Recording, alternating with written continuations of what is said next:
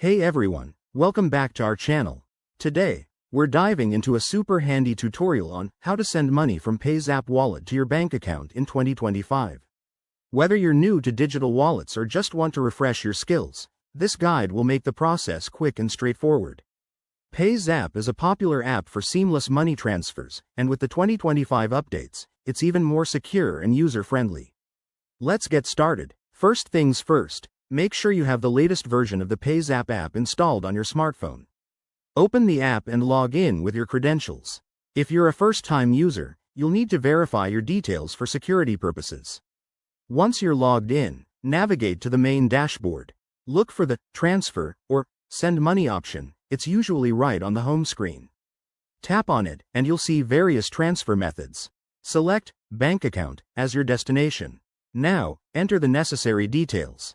You'll need to input the recipient's bank account number, the IFSC code, and the amount you want to send. Double-check these details to avoid any errors, as 2025 regulations have made verification stricter for fraud prevention.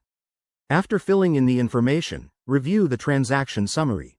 This will show you the amount, any applicable fees. Remember, transfers might incur a small charge depending on your bank, and the estimated transfer time, which is often instant or within a few hours.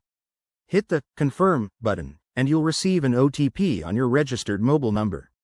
Enter the OTP to authorize the transaction. Once approved, you'll get a confirmation message, and the money should reflect in the bank account shortly.